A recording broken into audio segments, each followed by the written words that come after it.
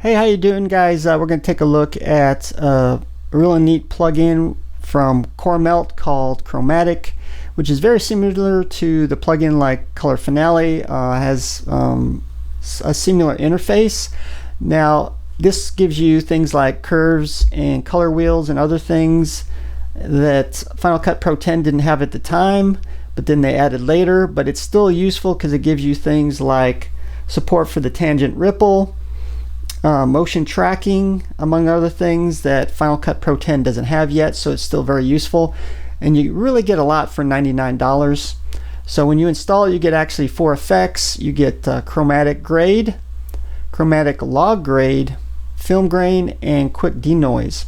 Now, film grade adds things like film grain, but it's not nearly as comprehensive with like something with film convert, which is much better, but it does you get some very basic film grain. Quick denoise is really only if you get video noise during the color correction process and color grading. It's not meant to be very comprehensive for something like neat video, or if your camera is in low light and you have a lot of video noise. It's just for some very basic video noise, and that's it during the grading process. The difference between chromatic grade and chromatic log grade is if you have log footage, it adds additional functionality, which of course you can still do it in chromatic, but I find this more useful. And just to show you that, we're going to add that to some log footage to show you. And up here in Camera LUT, it actually has quite a lot to choose from. All your basic cameras from Sony, Canon, Red, Canon, Panasonic. So we're going to choose Canon Log to Rec 709, which it sets up for a basic grade. Very nice. And let's get out of here just to show you. And now for the next one, we're going to do some white balance first. So we're going to go ahead and add just a chromatic grade, because this is I don't think log footage, I believe. So we're going to add that right there because I want to show you some of the white balance features as well. So we're going to go into the chromatic grade. Now you do also have the first tab is if you're using masking. For most of the tools overall you'd be using, if you're using a mask for tracking or even color grading, you have the inside and outside you can use. The second tab is for most of your tools. Now I do love lift, gamma, and gain because you can do your blue, green, and red channels separately, unlike color wheels where moving one will affect the other ones. So that's really nice. Mids, lows, highs, which give your color correction wheels, and of course adjusting exposure. We're going to go ahead and go to auto white balance because you can do this one of 3 ways. You can pick your white balance, and let me see if I can move that up to the top here, or move this to the bottom here first. Normally I want my auto white balance first.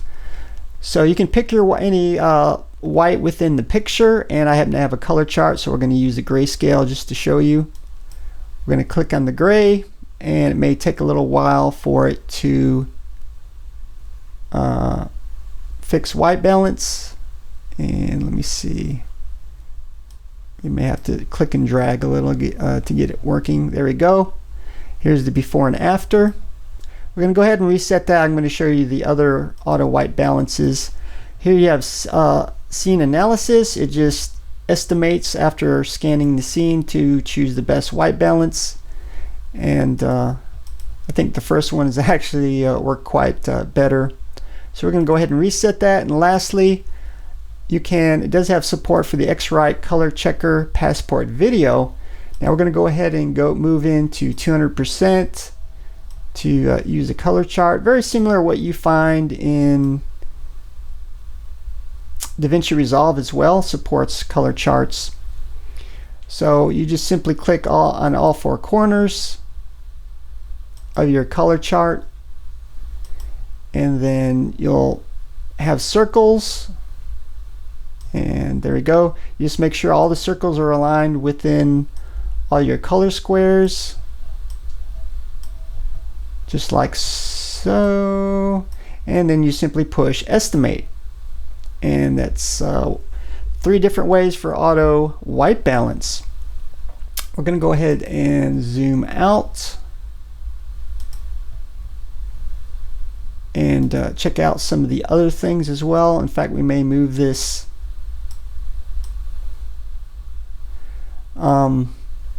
as well. We may go ahead and set some of the exposure using the color wheels. And I also find that it's the sensitivity on this, on the adjustments, are very low. It's good for fine adjustments, and this is probably not the best way to do it, but I'm going to raise this up as well a little bit.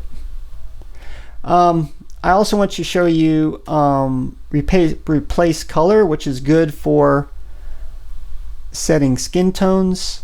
And we have our vector scope over here. So all we can do is select a portion of the face, just like so, which goes into your source colors, and then you could go to mask and it shows what portions are affected, and by pushing shift you get a plus sign and add more, or even I believe it's the option negative to subtract. It looks actually pretty good, so we're going to leave it there. We're going to go back to result, and using our vector scope we're going to try to set it for better, kind of redden out here.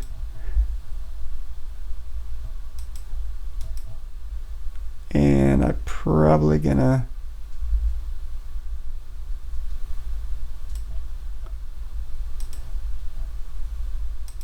we're just gonna leave it right there. Just this is just an example. And actually I didn't have my lighting and camera set right for most of this footage. But anyway, that's replace color. Curves are self-explanatory. I'm not really going to go over that in detail. The color LUTs I will, because there's actually a lot of different features on this.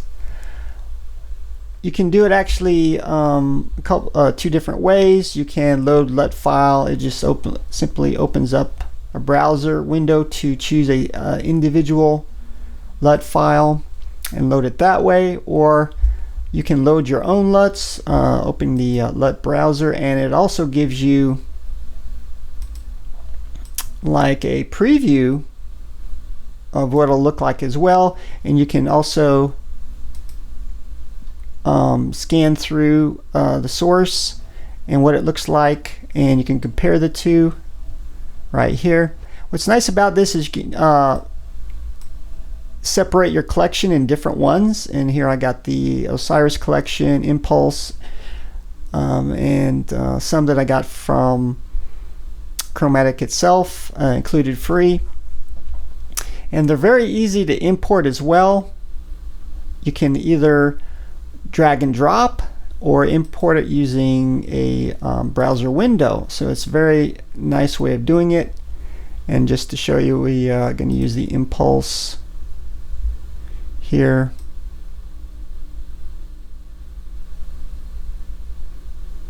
Or not the Impulse, excuse me, Osiris, just to show you. And normally I like the 6 quite a bit. And there we go, we just applied the LUT. As you can see, it's very dark, so we can open up the Chromatic window, and by going to the color LUT, and each one you can actually go up and down the percentage. In fact, we're going to use a very low, there we go, just like that, just to give you an example of how the LUTs work. I'm going to go ahead and delete that. Now we're going to attempt to do the tracking, just to show you how that works. And we got mask options right here.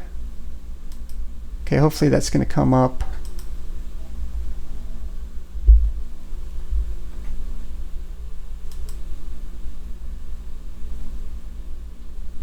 And we're going to click on use mask, just like that. And from here you can choose the type you need. And we're going to click on this one. We're going to try to get this to work. And this is great for setting your skin tones if you want to use a mask. And also for motion tracking, which I'm going to show you, but let me zoom in on the face right here. In fact, we're going to start from the very beginning. And then you got this backwards, pause, play, and forward track. So let's try this. We're going to track forward for motion tracking, just to see how it works. And let's pause it. Oops, and we already went off of that scene. So we may have to adjust this a little bit. In fact, we're going to have to go backwards a little bit. There we go. Let's go forward and let's see if we can get that to work.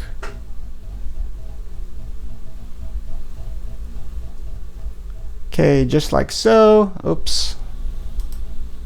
Okay, that's your basic masking, and then you can go in there to your color correction and go to inside shape, and then you can do some basic color correction again. Let's say I'm going to exaggerate this, set it really low. In fact, we're going to set it really wild just to show you how it goes inside the shape, just like so. So that's motion tracking. I haven't used it a lot yet, but it's a great addition to the plugins that Final Cut Pro 10 doesn't have. The third tab is for deleting adjustments. And let's see, let's go back to overall right here. Now also, most of these plugins seem to be use the GPU than just the CPU itself, which is great. Makes it much faster. For most, I'm not saying all the effects, but most of them, I'm guessing motion tracking as well. And it supposedly only uses one process, so it won't use up necessarily all your processors or GPU, so you can use it for other effects like film grain or other things, so you won't use too much resources up as well. This is according to the Coremelt website as well. So that's basic functionality of Chromatic itself for film, all that. And actually I'm going to show you the film grade, which we're going to apply.